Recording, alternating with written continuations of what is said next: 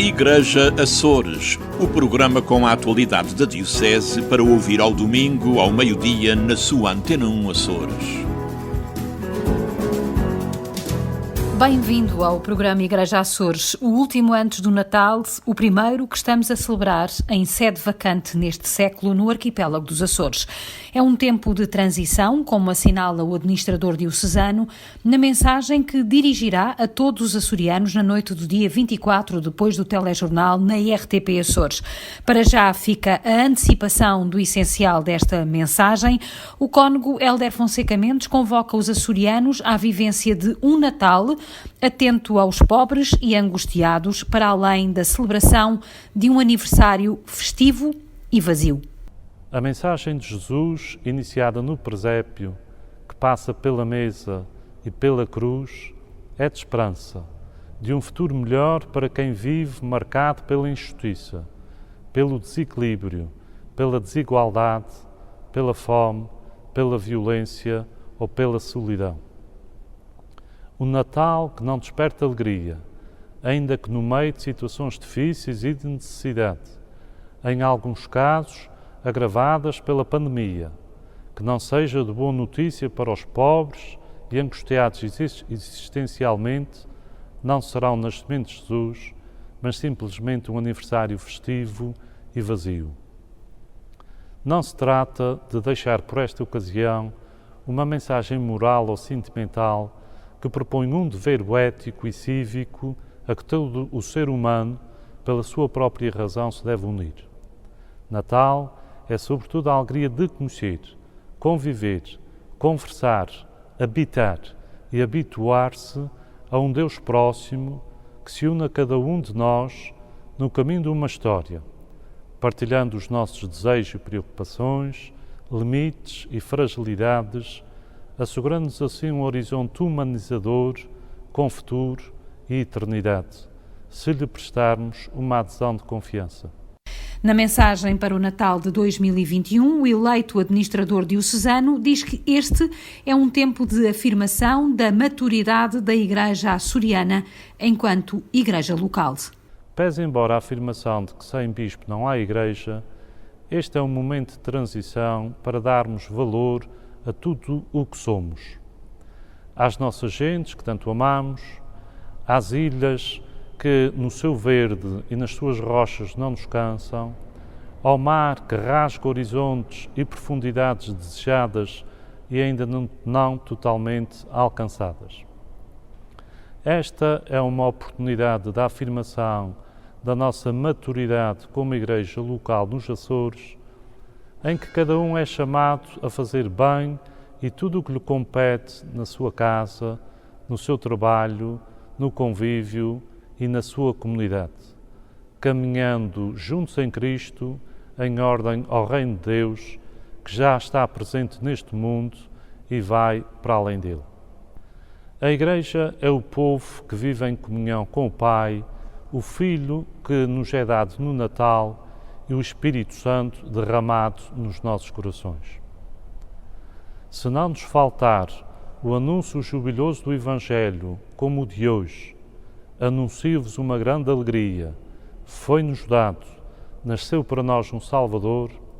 Se não nos faltar a força da oração e dos sacramentos, sobretudo da Eucaristia, se não nos faltar o serviço, o cuidado, o amor uns pelos outros, sobretudo pelos mais vulneráveis e também pelos que são diferentes de nós, estamos já a ser uma comunidade cristã guiada pela estrela do presépio.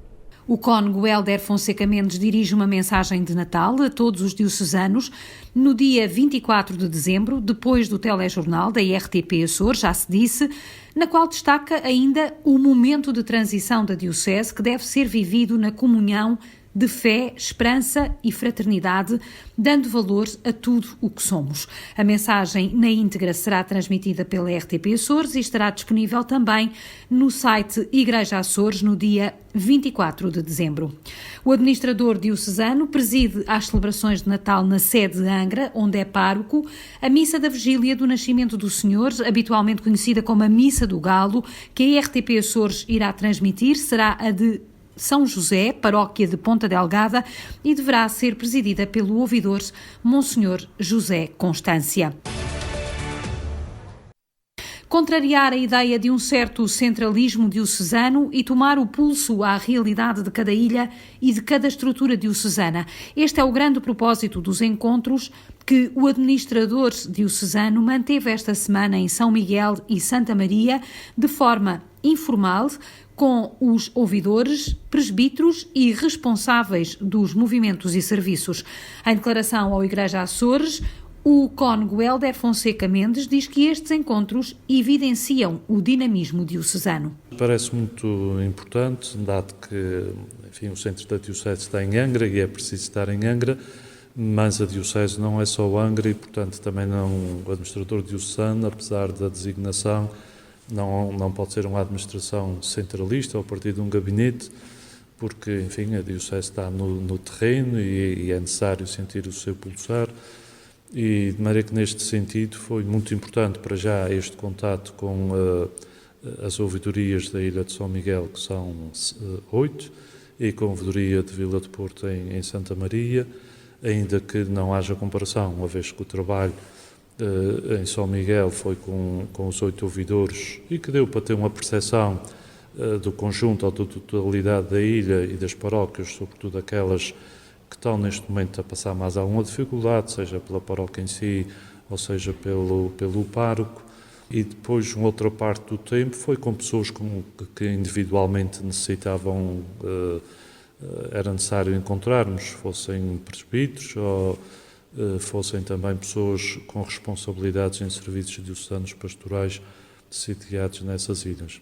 Conhecer a situação atual das paróquias, tomar decisões em ordem à preparação da Jornada Mundial da Juventude em 2023 e corresponder aos desafios do Sínodo dos Bispos também nesse ano, articulando estas 3 questões com o programa pastoral delineado para a Diocese, têm sido os aspectos debatidos nestes encontros informais. E nas contas desta primeira ronda fica a certeza de que o rumo é mesmo para manter. E, portanto, o resultado destes encontros, sobretudo para já de São Miguel e de Santa Maria, é que não há razão para pararmos o nosso percurso, a nossa caminhada, como a gente queira chamar, percebendo as diferenças nestes 3 anos. De facto, o primeiro ano foi o melhor, porque não havia a pandemia, foi o ano de melhor participação destes 3 anos. O segundo ano, 2020, foi o ano mais difícil, devido à pandemia, sobretudo em São Miguel, que foi a situação mais grave que temos na nossa região, e de maneira que agora estamos a retomar lentamente o terceiro ano. Mas a conclusão que vejo é que o que as pessoas dizem é que vamos continuar o percurso que estamos a fazer, porque até na Igreja Universal estamos em sintonia com o espírito da preparação do Sínodo dos Bispos de 2023 e com a ideia do Papa Francisco de uma Igreja sinodal que aplica as consequências do Concílio Vaticano II, de maneira que posso dizer que do balanço é entre pararmos e não fazermos nada, uma vez também que não há alternativas, nem temos razões de arranjar neste momento uma alternativa, nem também é o momento de criarmos nada de novo em termos de sede vacante. A conclusão é não temos razão por parar o percurso que estamos a fazer agora, bastam já as dificuldades que temos que a pandemia nos veio trazer. O sacerdote apela à participação da comunidade neste processo da caminhada sinodal. Seja diretamente interpelar algumas que são previamente selecionadas, estejam dentro ou fora da Igreja, o que é que lhe parece, o que é que se pronuncia sobre este assunto e qual deve ser o lugar da Igreja ou a sua missão nesta ou noutra questão. Por exemplo, se não é possível que as pessoas venham para não ser só os conselhos pastorais, então podemos selecionar algumas pessoas daquelas que não comparecem e que podem, por determinados princípios, pelo seu pensamento, pela sua intervenção, pela sua atitude, ora, esta pessoa pode participar se ela quiser. Seja alguém que esteja dentro da Igreja, seja alguém que esteja fora e que possa dizer eu estou fora por esta razão, ausentei-me por esta razão, ou sobre este tema acho que devem ir por aqui, reconheço o valor que tem na missão, os valores que estão subjacentes, mas sugiro que se vá por outro lado. Há também uma ouvidoria interessante que foi mandar por todas as casas fazer em todo o Conselho as questões do que é que se trata no espírito sinodal e se puder pronunciar sobre esta e esta questão, pode fazê-lo para este endereço postal ou para este endereço eletrónico. Ainda antes do Natal, segunda e terça-feira, os encontros prosseguem em São Jorge e já no próximo Ano Novo, a 27 e 28 no Corvo, nos dias 29 e 30 nas Flores. Em janeiro, o sacerdote estará no Faial, a 4 e a 5, no Pico, a 6 e a 7 e na Graciosa, no dia 8. Na terceira estão reservados os dias 10 e 11. No dia 12 realiza-se a reunião do Colégio de Consultores, onde as conclusões destes encontros serão apresentadas. Reabertura é a palavra que melhor definiria a vida da Diocese de Angra em 2021. Quem o diz é a Lília Almeida, jornalista da Antena 1 Açores, que elaborou uma síntese deste ano para o Igreja Açores e que assume que ainda há muito para trabalhar. Se tivesse que escolher uma palavra para caracterizar 2021, eu escolheria a palavra reabertura. Reabertura das igrejas, reabertura ao culto. Porque as igrejas estiveram fechadas em 2020 a maior parte dos meses, com as restrições impostas pela pandemia e sobretudo por causa do medo.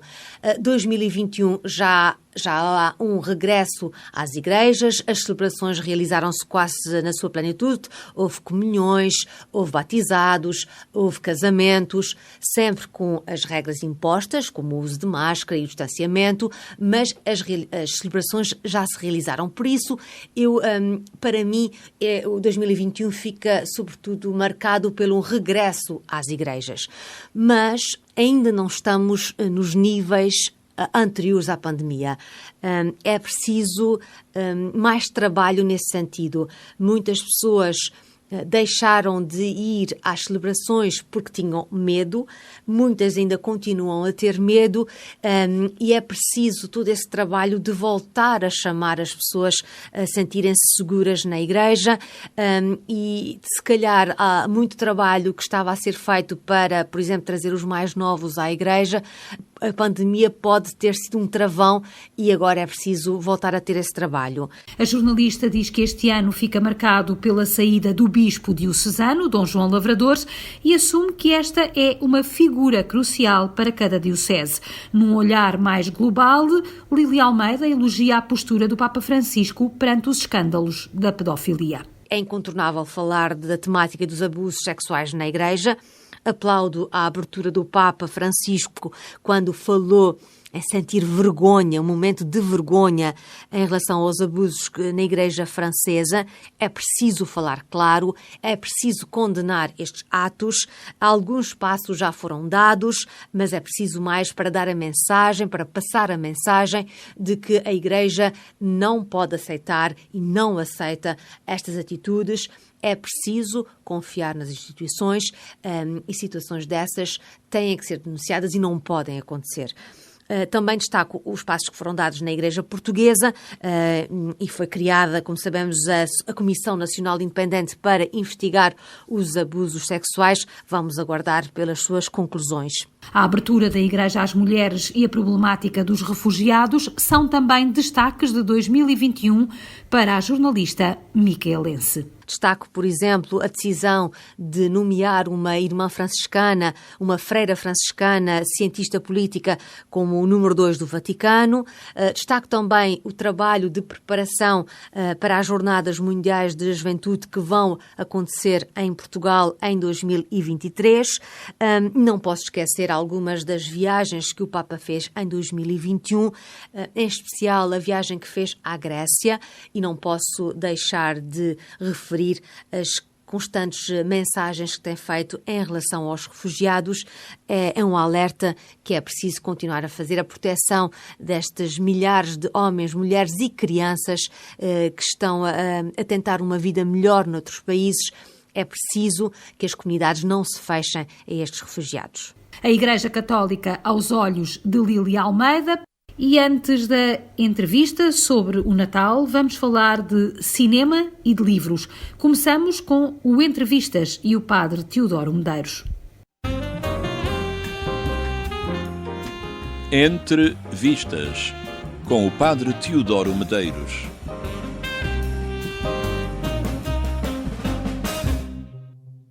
Kvodo, Sua Excelência, é uma série israelita sobre um juiz de Jerusalém que tem de fazer algumas escolhas muito difíceis. Tudo começa quando ele chega à casa um dia e descobre que o filho atropelou alguém, precisamente no mesmo dia em que obteve carta de condução. Mika, o juiz, decide que é melhor que o filho se entregue voluntariamente à polícia em vez de ser descoberto mais tarde, o que acarretaria consequências mais pesadas. Essa decisão é contudo revertida quando vê as notícias e descobre o nome do atropelado. Trata-se de um membro da família mafiosa Ben-Attar. Mika conhece bem o caráter vingativo dessa família e vê-se então confrontado com um dilema. Ele sabe que se entregar Shai à polícia, isso não impedirá que a vingança se consuma. Decide então apagar todos os vestígios do acidente. E é assim que se inicia uma avalanche de acontecimentos dramáticos, de novos problemas que exigem novas intervenções, cada vez mais radicais, cada vez mais imorais. A pergunta que pende sobre a história é sobre até onde pode ir um pai que quer proteger a existência de um filho. Será que ele pode quebrar todos os códigos morais? A série israelita é muito intensa e conheceu já uma versão americana que não está à sua altura. Kvodo, Sua Excelência, é uma série que faz pensar sobre os possíveis efeitos perniciosos até das boas intenções. Boa visão e um santo domingo para todos. E agora, o Igreja a Ler com o Padre José Júlio Rocha. Igreja a Ler com o Padre José Júlio Rocha. Apesar de nem chegar às 200 páginas, o livro que hoje vos apresento deve levar o seu tempo a ser lido. Deve ser lido devagar, saboreando cada palavra, cada frase, cada parágrafo.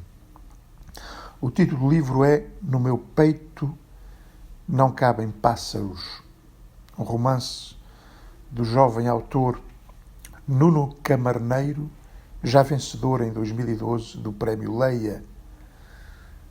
É um pequeno romance, escrito em micronarrativas que se assentam em 3 cidades distantes umas das outras, a saber, Nova Iorque, Lisboa e Buenos Aires.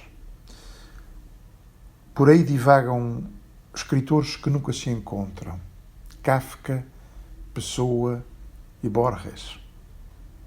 Somos informados, já na contracapa, de que as figuras Kafka, Pessoa e Borges pairam sobre este texto que estamos a ler.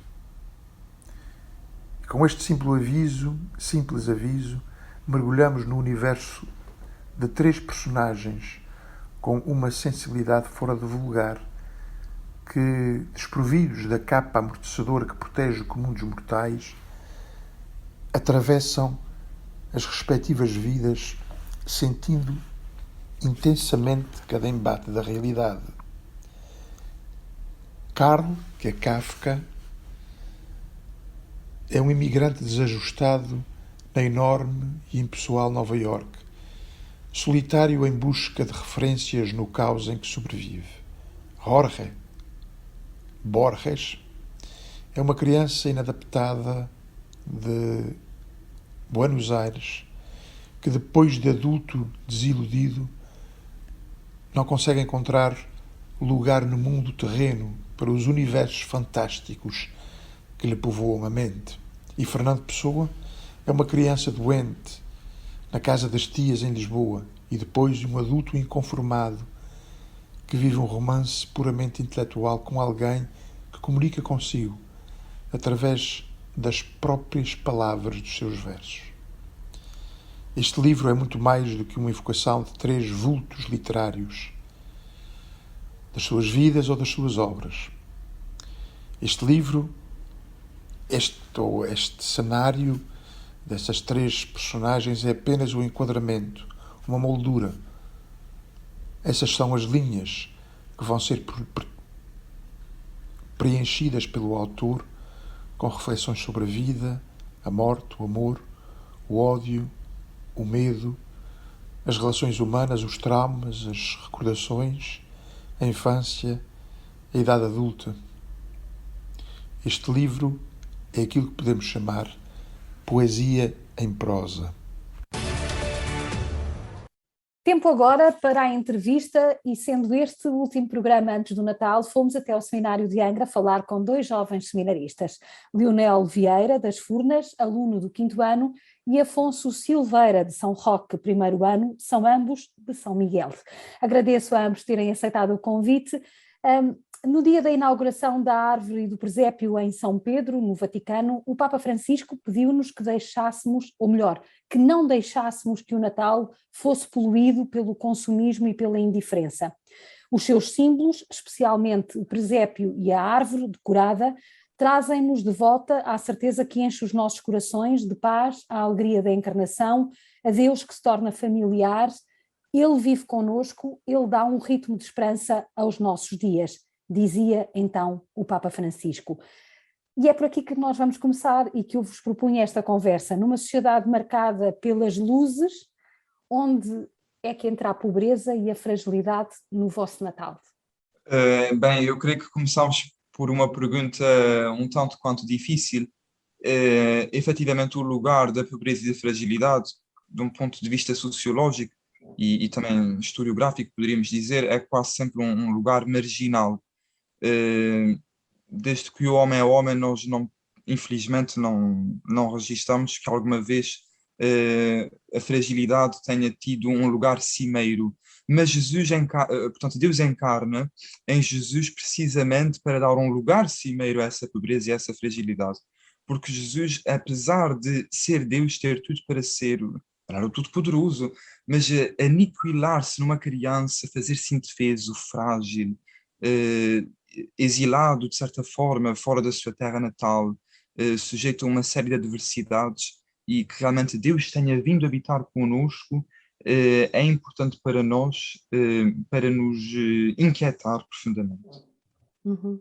Por isso é que às vezes as luzes até usamos como um refúgio, porque de certa maneira é muito mais fácil olhar para as luzes do que para o menino no presépio. O menino no presépio é algo que custa mais a olhar e a perceber que ali é que está Deus, que Deus está nos mais frágeis, nos mais pobres, e não tanto no aparato das luzes, dos enfeites, que também são importantes, que nos trazem os motivos da festa, que nos remetem para a festa, mas é exatamente no presépio, é exatamente na manjedoura que devemos ver que ali está Deus. Deus está naquilo que é frágil, naquilo que é pequenino. E nós temos lugar nesse presépio? Cada um de nós, hoje? Sim, nós somos convidados a fazer parte deste presépio. Agora, acho que cabe a nós dar este sim, a participar neste presépio. Todos nós temos uma importância no mundo, todos nós temos o nosso papel no mundo, e na vida de Deus também somos importantes. Deus apresenta-se exatamente neste presépio e apresenta-se de maneira universal para todos. Agora cabe-nos a nós fazer este caminho até à gruta, este caminho até Ele, e isto só é possível através da nossa livre vontade. Deus convida sempre. Agora, muitas vezes nós é que não temos a capacidade de aceitar este convite que diz: vem ter comigo ao presépio. E a propósito desta questão, há aqui uma dupla implicação. Portanto, nós termos um lugar no presépio, mas nós sermos também um presépio para o próprio Deus. Porque Jesus encarnou e nasceu no estábulo, no meio de estrume e palha, e o nosso coração muitas vezes já é isso, mas é precisamente aí que Ele quer nascer. Acabámos de ouvir o Afonso, antes tínhamos ouvido o Leonel, agora inverteram-se as posições. Na primeira pergunta, a primeira resposta foi do Afonso. Isto pode ser um bocadinho complicado para quem está lá em casa, não nos está a ver, mas está-nos a ouvir e pode não ter efetivamente a noção de quem está a falar. É sempre o risco de uma conversa a três, mas é uma conversa que está a ir num sentido muito interessante, e sobretudo aquilo que eu colocaria agora como desafio seria: como é que nós explicamos isto que acabámos de ouvir e que vocês acabaram de dizer e em que nós, cristãos, acreditamos, aos mais novos, àqueles que olham para as luzes, mas não olham para as palhas?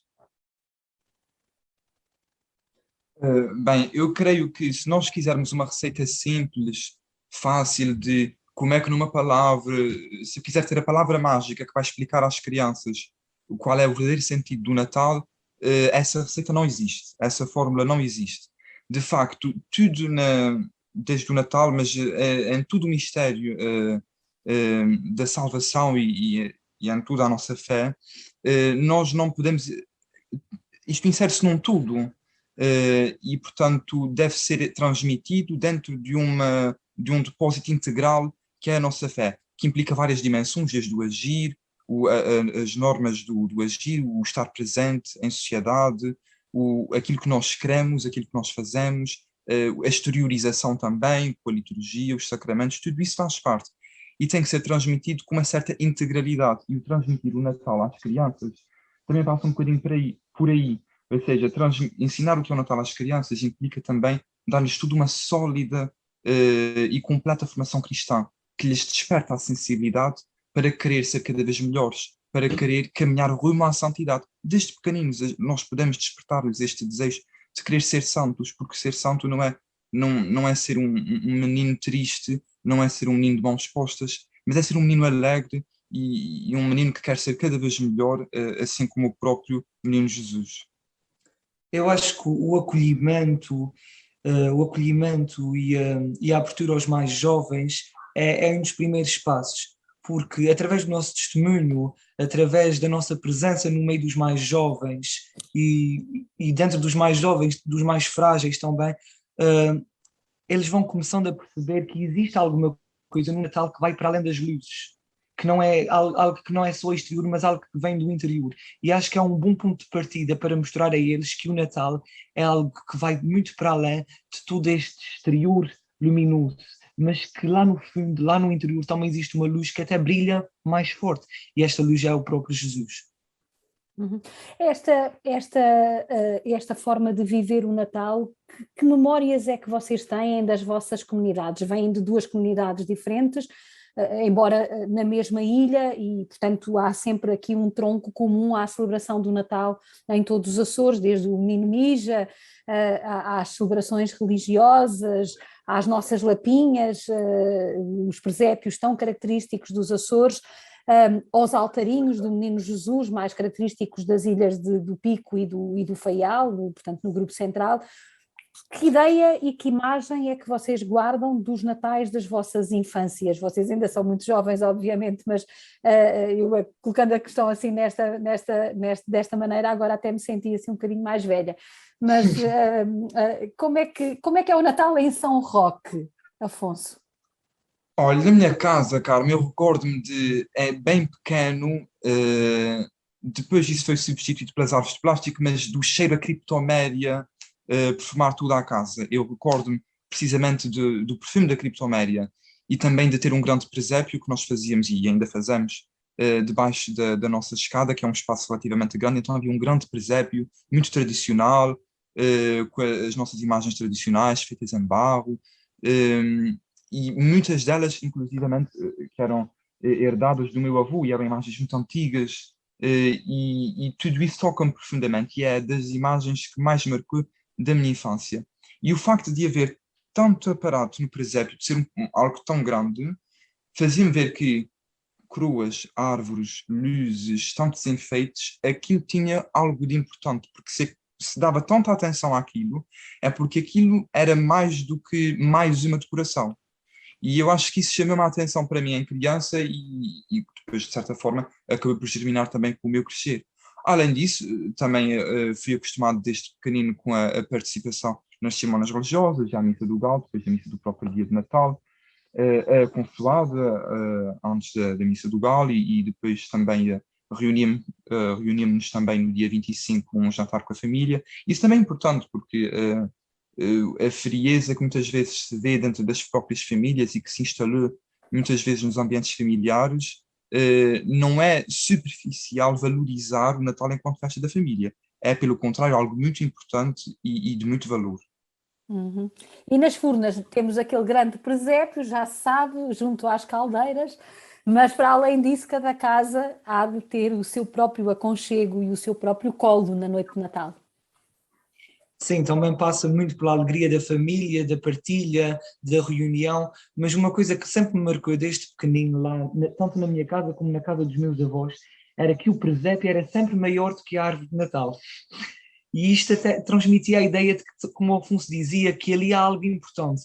E desde pequenino sempre fui acostumado a fazer o presépio, a ajudar a fazer o presépio, e conforme íamos pondo as figuras no presépio, os meus pais e os meus avós também iam-me explicando, olha, aqui é Nossa Senhora, a Mãe de Jesus, e isto tudo é de certa maneira uma catequese que depois que marca-nos e que à medida que vamos crescendo, temos sempre estas lembranças que nos fazem olhar para aquilo que verdadeiramente é importante.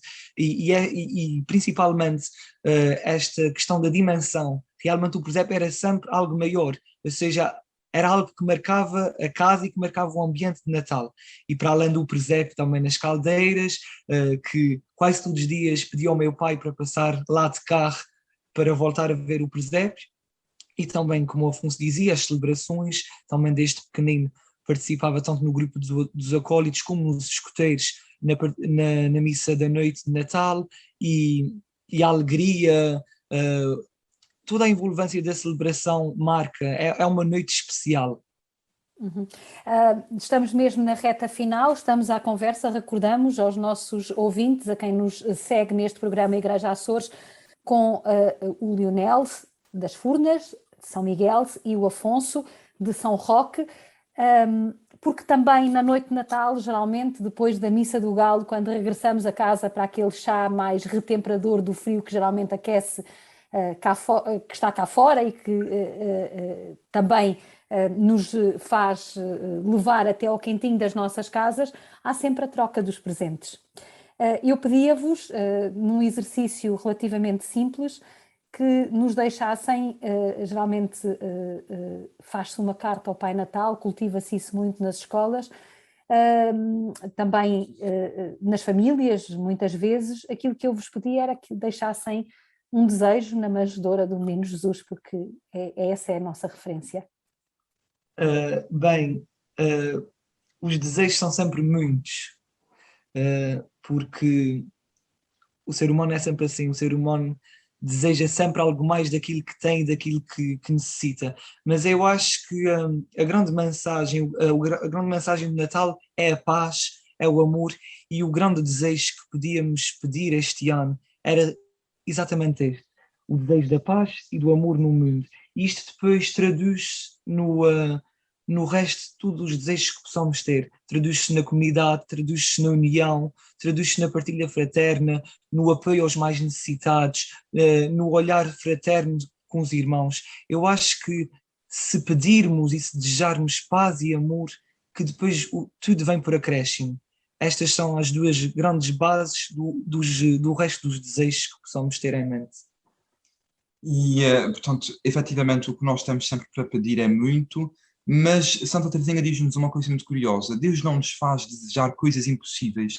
E, portanto, realmente, desejamos coisas grandes, desejamos com confiança, e nesse sentido o meu desejo é tudo menos pusilânime, mas pelo contrário magnânime. É o desejo de que nós realmente possamos arder em caridade e em amor e generosidade uns pelos outros, com maior compreensão, maior generosidade, e uma abertura para os outros e para escutar os outros e para aceitá-los nas nossas diferenças.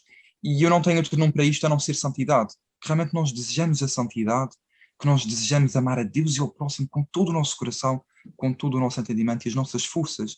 Isto, no fundo, é a santidade, isto é que nos realiza. E se nós conseguíssemos viver esta proposta, certamente conseguiríamos reformas que não nos passam pela cabeça. As coisas seriam muito diferentes.